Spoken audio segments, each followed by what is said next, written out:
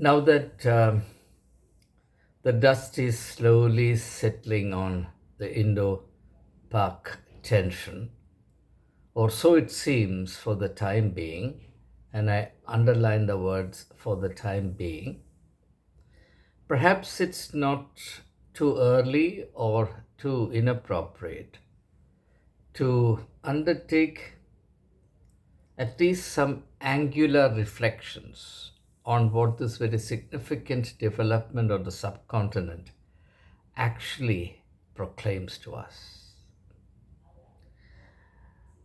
By way of preface, I have to say that what I'm going to say in this video is merely tentative, not aimed at presenting a fully cooked, fully baked version of the truth about the situation, but offering, as it were, in a very humble, timid, and tentative fashion, certain stimulants for thought, so that the inferences and conclusions I offer need not be as important as the invitation it constitutes to my viewers to undertake their own reflections, researches, so as to come to their own conclusions.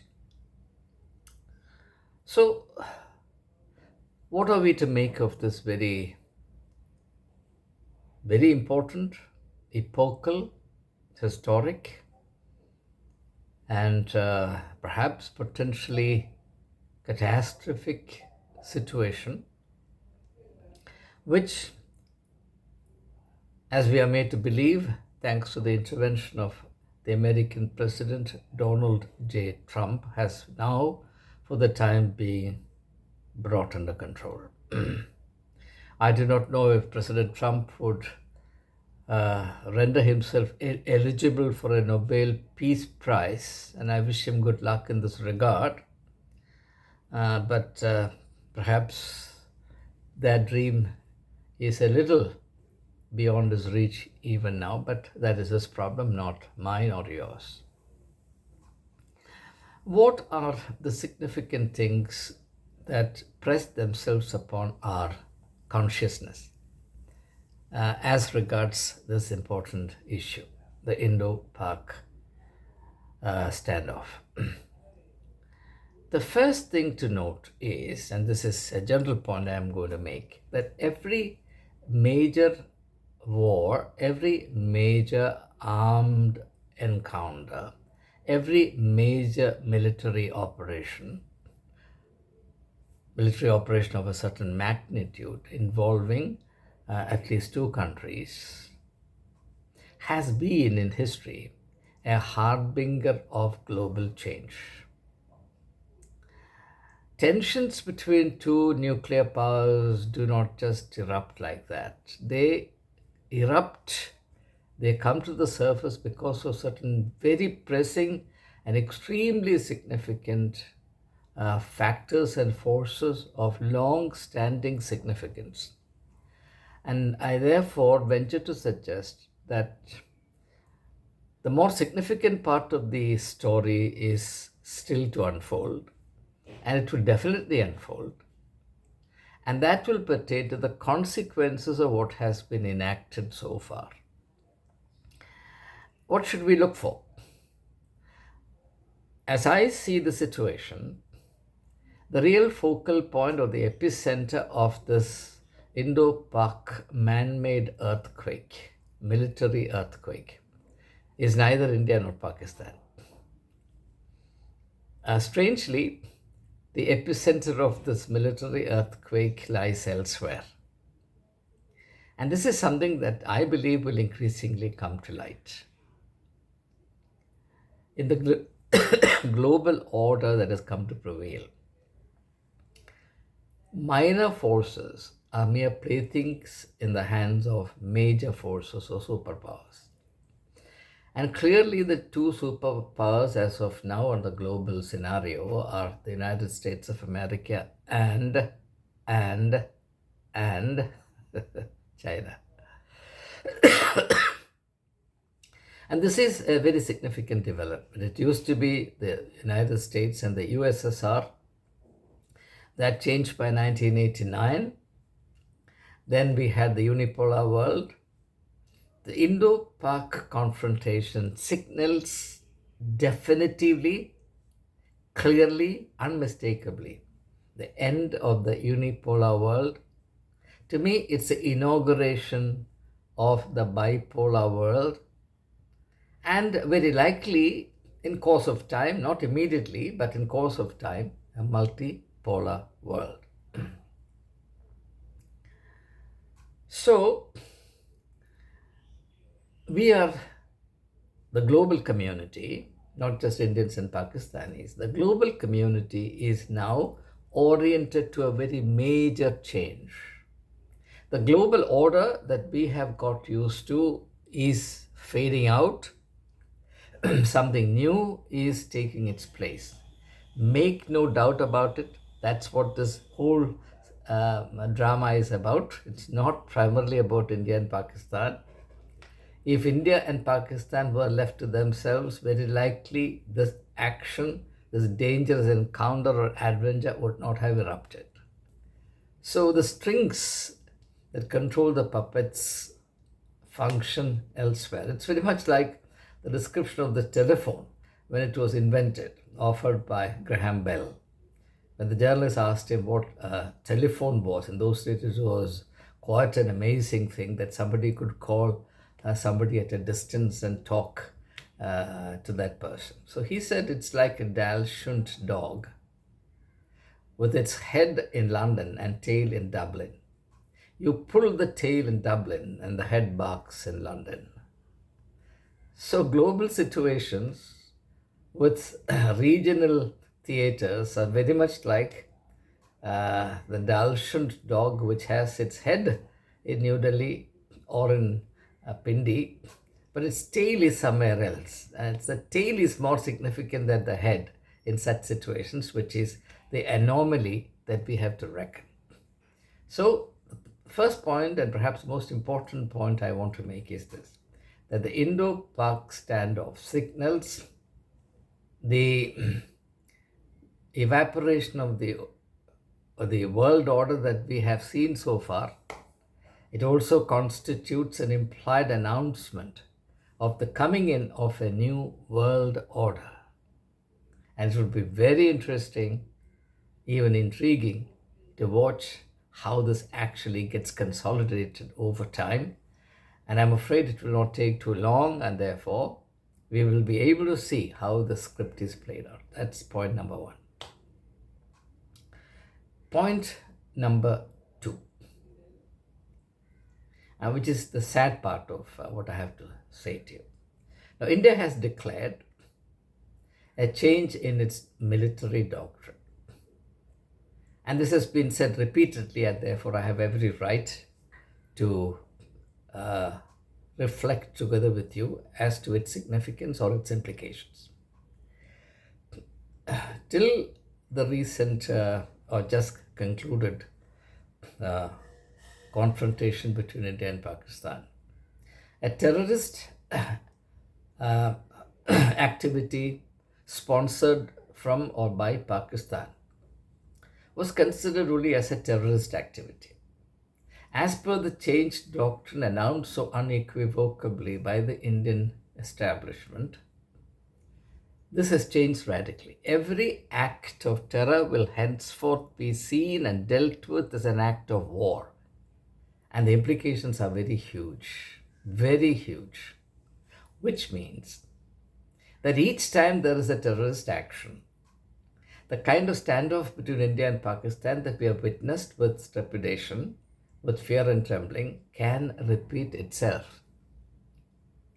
And we would therefore be hurtling from one war scenario to another. Each time there is a terrorist drama acted out or terrorist atrocity enacted in any part of India, particularly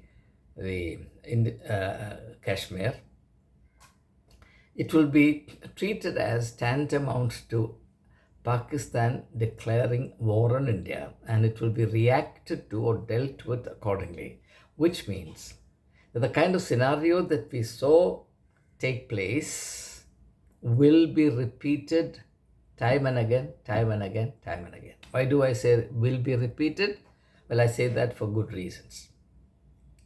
The terrorist sponsors or terrorist leaders like Masara Sood, etc., they have declared very emphatically that they will wreak vengeance on India for the actions they have undertaken of late, which means that episodes of terrorism will continue to be enacted with its tail in Pakistan but head in Kashmir and maybe other parts of India, for what we know.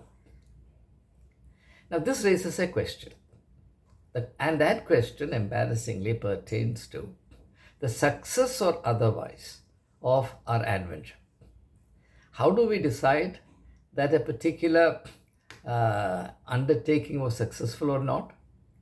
It can be decided only on the basis or with reference to or on the ground of attaining the declared intentions, declared goals. What was our declared goal? To eradicate terrorism or terror outfits altogether, to make the recurrence of Pahalgam-like episodes impossible in the future. Now, by all available evidence, we have not reached anywhere near attaining that goal. And therefore, it raises serious misgivings in the minds of all patriotic, well-meaning Indians as to why this ceasefire between India and Pakistan was so abruptly, almost arbitrarily, unexpectedly was announced, without India coming anywhere near attaining its goal, the attainment of which was vowed by none other than the Prime Minister of India. He said that not only the terrorists, but those who aid and abet terrorism, and the implication of that was clearly understood by everyone, they would also be dealt with in a manner that cannot be imagined by any. So if that is a benchmark, if that's the yardstick by which the success or otherwise of this enterprise is measured, then I'm afraid there's a great deal of disappointment. So that's the second point I want to make. I believe that the government of India owes an explanation to the people of India, the citizens of India, the patriotic citizens of India, as to why ceasefire was accepted by India without achieving its stated goals.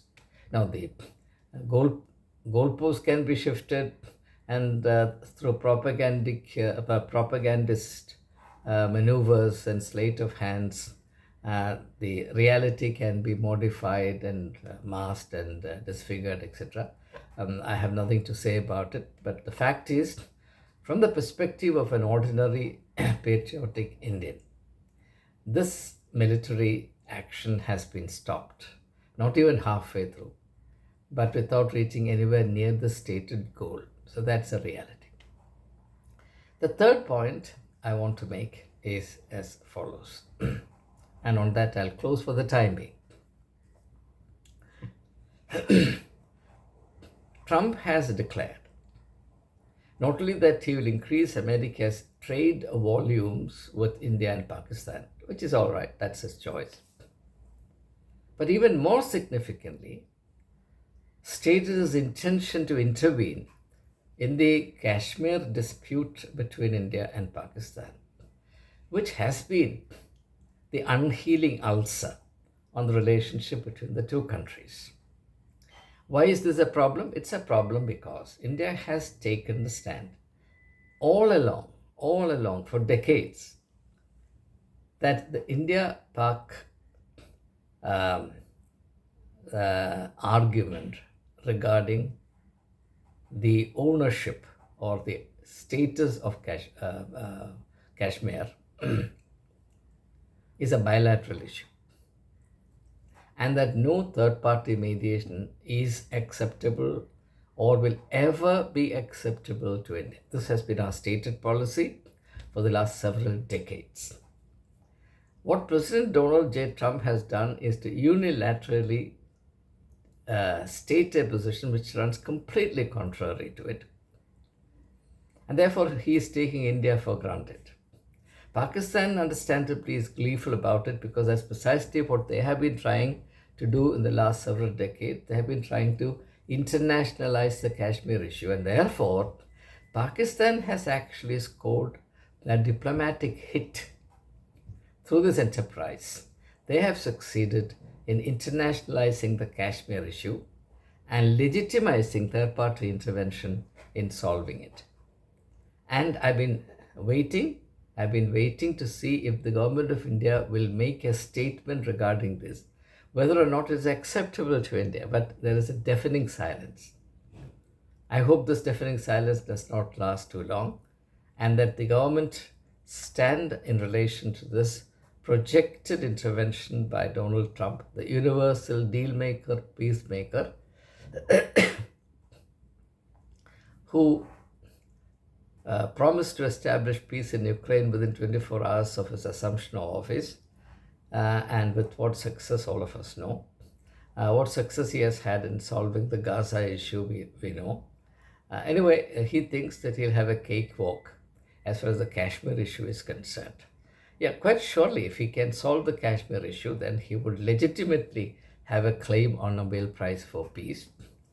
But there, unless and until India makes its stand clear, we really can't think any further on this. So we have hit the dead end in this respect because of the deafening silence on the part of the Indian government. The question is very clear and stark.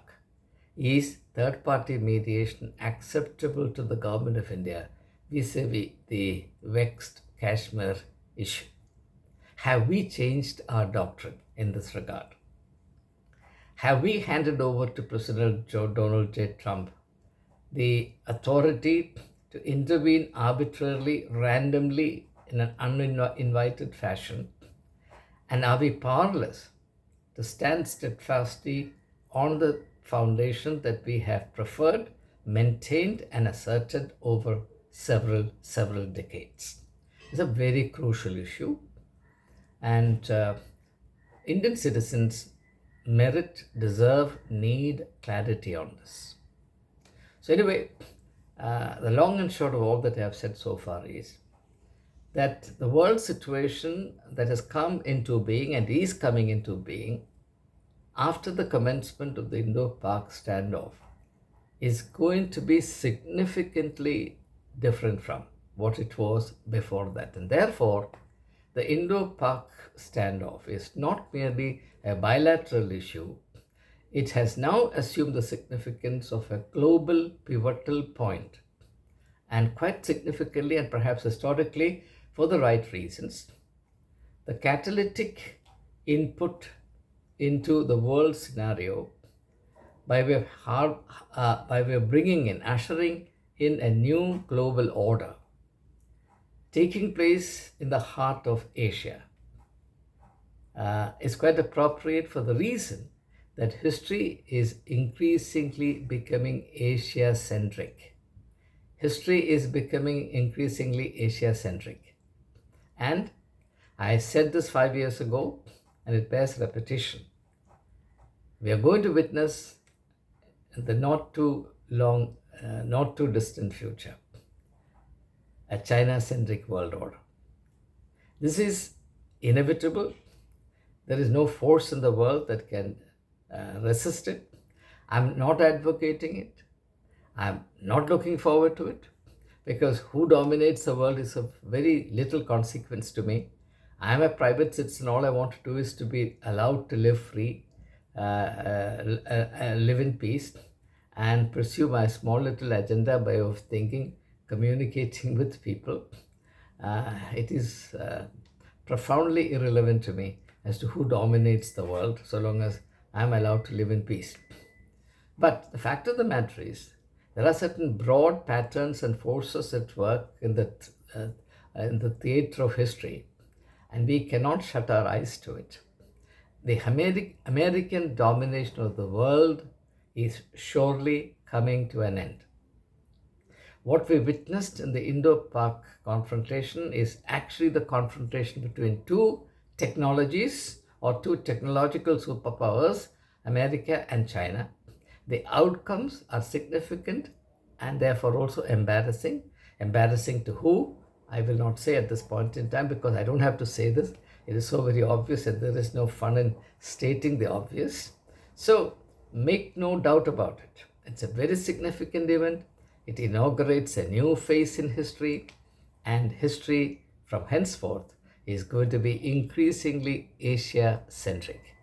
Take it or leave it. There it is.